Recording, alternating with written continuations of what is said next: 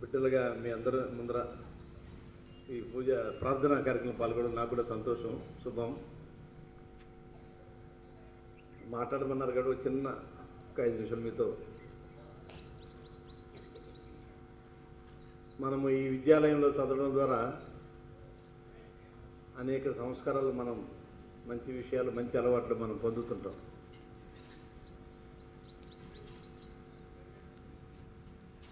అట్లా ఒక చిన్న సంఘటన ఒకటి చెప్పి మీకు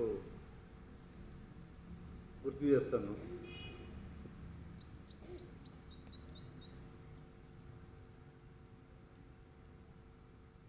అంటే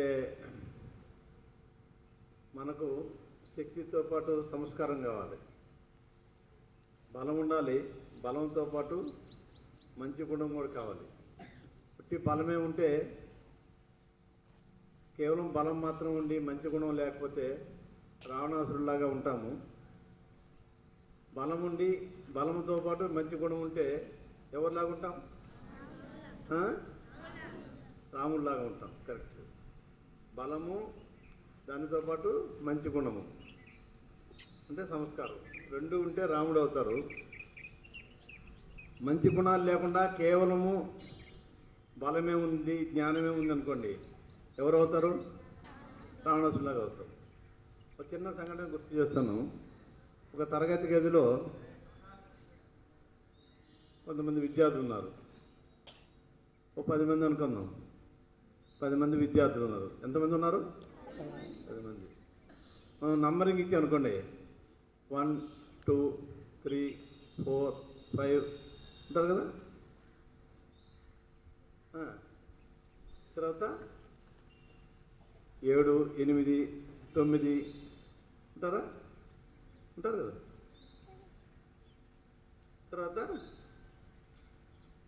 ఈ విధంగా 10 మంది ఉన్నారు.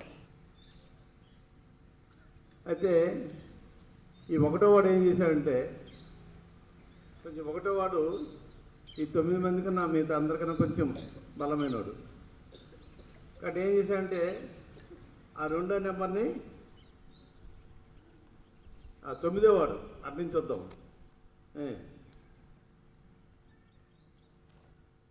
గట్టిగా ఎవరు కింద వాడు ఎవరుంటారు? 8వ నెంబరు వాడిని గట్టిగా కొట్టాడు. బలం కొద్ది పుట్టాడు. వాడు చాలా ఏమనలేకపోతున్నాడు వాడిని. వాడు బలమైనవాడు, వాడు ఏమనలేకపోతున్నాడు. కాబట్టి ఏడుస్తున్నాడు, భయం వేస్తుంది వాడు చూస్తే, కానీ కోపం వస్తుంది. కానీ వాడు కోపాన్ని ఎవరి మీద తీర్చుకోవాలి? వాడికన్నా కింద నెంబర్ ఉందిగా. ఏ నెంబరు? 7. 7 పోయి గట్టిగా పిక్కాడు. వాడు లబోదిబులో కోపం వస్తుంది. 8వ వాడు లాగానే వాడికి కూడా కోపం వస్తుంది. కానీ ఆ 8వ వ్యక్తిని వాడికి వచ్చేవాడు కొంచెం గట్టివాడు, ఏమనలేకపోతున్నాడు. మళ్ళీ పోయి వాడు ఏం చేయాలి?